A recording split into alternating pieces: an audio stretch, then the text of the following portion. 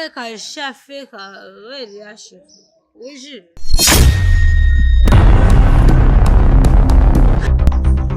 Okay guys, natumaini wazima wa afya. Leo tena katika banda la movies nakukaribisha sana. Leo tumekutana na hii clip ya Clamvevo ambayo imetoka muda kidogo, ambayo ilipata watazamaji wengi. Tupo hapa kwa ajili ya kwenda kuangalia kosa gani lilikuwa limetokea katika clip hii. Okay guys, twende moja kwa moja tukaangalie kosa la kwanza lilipatikana hapa. Okay, clip inaitwa Siku ya Kufa Nyani. Mara ya kwanza kabisa tumeonyeshwa mwanamke anapofika, na hapo ndo alikuwa ameshukia, na hapa ni upande wa pili wa pale mwanamke ambako alikuwa ameshukia. Twende guys kuangalia kosa taratibu, tutanielewa. Tulia, twende kuangalia kosa.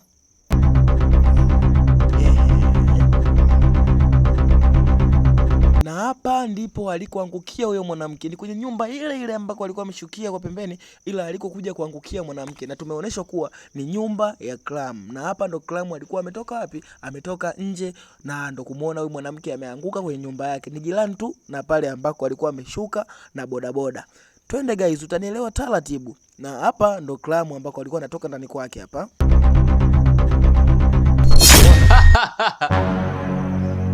Naona mbuzi kafia kwa muuza supu. Okay guys, na imani mtaanza kunielewa taratibu.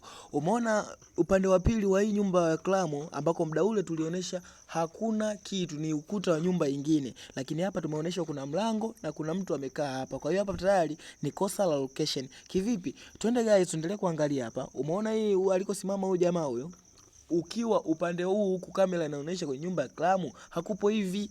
Kwa hiyo hapa tayari tumepigwa. Umeona kulikuwa kupo hivi. Kulikuwa kuna dirisha tu hilo hapo na bomba, lakini sisi tumeonyeshwa kuna mlango. Kwa hiyo hapa tayari tulidanganywa kwenye upande wa location. Hapa Clam alikuwa ametudanganya kwenye location. Maana yake nyumba yake upande huu ipo ya kijani, haina hiyo rangi hiyo. Lakini huku sasa hizi tumekuja tumeonyeshwa upande wa huko kuwa kuna nyumba ambayo hiyo nyumba ni hii hapa hii. Lakini huku hamna. Kwa hiyo hapa tayari tumedanganywa. Okay guys, usisahau kusubscribe na comment, tukutane sehemu nyingine.